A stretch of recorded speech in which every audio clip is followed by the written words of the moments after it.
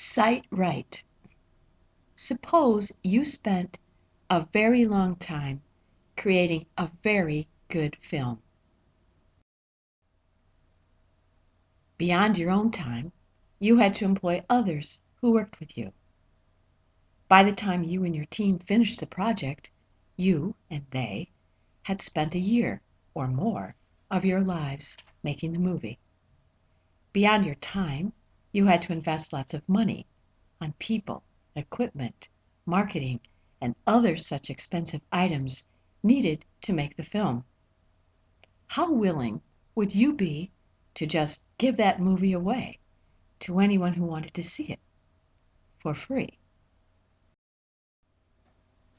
If people argued they were entitled to watch your very good movie for free, what would you tell them?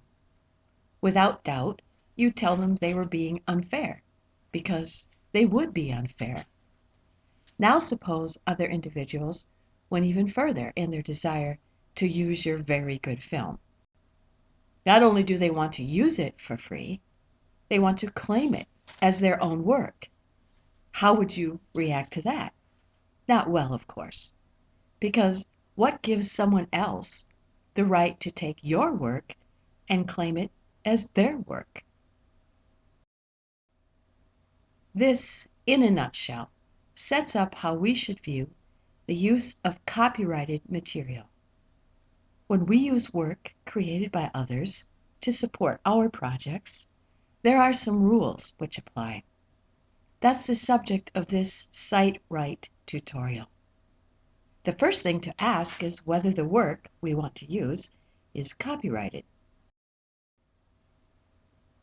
Recently created movies, books, music, photography, etc. are usually subject to a copyright owned by the creators. The copyright protects the creators from someone else just taking the work and using it without permission and/or payment. Copyrights in the US, generally speaking, last for the life of the creator plus 70 years. Copyright holders can decide to share their work. They can do this by making the work freely available, placing it in the public domain, or by licensing their products for a fee, or by licensing their products for free. It is the copyright holder who makes that decision, not the user. If we see a photo at Wikimedia Commons, among other places, which has a copyright symbol with a diagonal line drawn through it, that means the owner of the work has placed it into the public domain. Works in the public domain can be freely used by anyone. If you use such a work, though, don't pretend it's your work. It isn't your work. You can use it, but you must, 1, attribute the work to its creator, and 2, state that it's in the public domain. Some works, actually many, many works, are already in the public domain due to the passage of time. You are free to use those items, making sure you attribute the work to its creator, if that fact is known, and state that it's in the public domain. Some examples of expired copyright works are photos from World War I, musical compositions by Mozart, Tchaikovsky, Beethoven, and Bach, books by famous authors like Mark Twain, Charles Dickens, Leo Tolstoy. You can use those works in your projects, and you may actually modify them, but you still need to give attribution to the original creators. Some works are always in the public domain because of the employment status of the creators. People who work for the US federal government, for example, are paid by American taxpayers. Their jobs sometimes require them to produce what might seem like copyrighted work. Photographs, videos, movies, books, paintings, and other materials created by federally employed people do not have copyrights. When the works are created, They are public domain works. People in other countries, even though they are not American taxpayers, are also entitled to freely use those public domain works because they were never copyrighted in the first place. The best advice for this category of work: check what the holders of the works, like the Library of Congress, the National Archives, NASA, NOAA, etc., say about them. If they are in the public domain, the holders will use words like no known restrictions. What about copyrighted works, which are licensed? Some people license their works through an agency like Getty Images.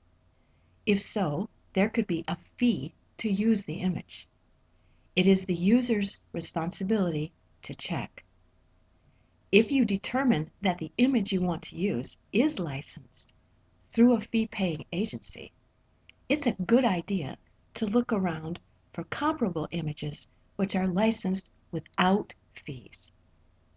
Images licensed without fees are usually licensed via what's known as Creative Commons.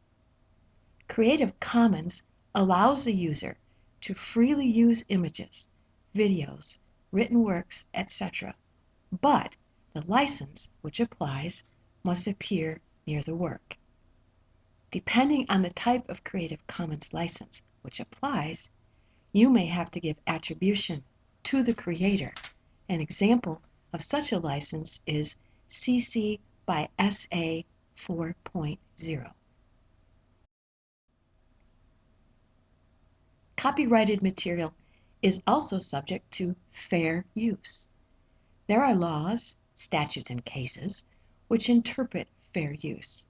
Without being technical or using legalese to explain fair use, keep these key points in mind. Fair use applies if you take a short segment of the work to use for your project and then amplify it in some meaningful way. New books, for example, are frequently reviewed by critics who write about those new books in national, international newspapers, journals, and magazines. The reviewer routinely lifts passages from the new book to discuss the work. In doing so, the reviewer is amplifying the original work.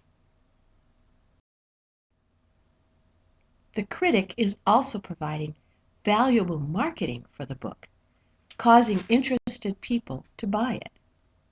The same thing applies to trailers of new movies. Fair use allows critics of the new film to talk about the work, causing potential ticket buyers to get interested and see the show or buy the video. Fair use particularly applies to the education world, where teachers and students want to use the most reliable information to support their lessons and projects.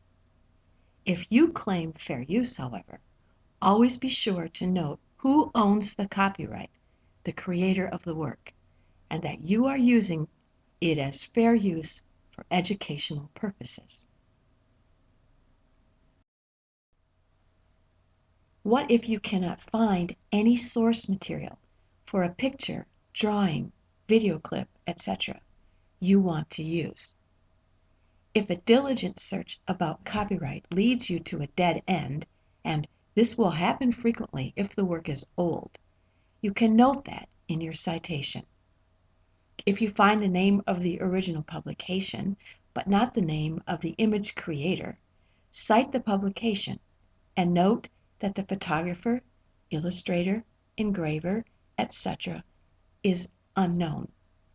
No one is going to expect you to find what cannot be found due to the passage of time and the age of the work. To be on the safe side of copyright issues, look for out-of-copyright works like old pictures, drawings, written works, illustrations, works produced by employees of the U.S. government, although you need to be sure those items aren't co-sponsored by another institution which could hold a copyright. Works whose creators have licensed them via Creative Commons. Now that you know how to cite right, you should be worry-free as you produce your magnificent projects.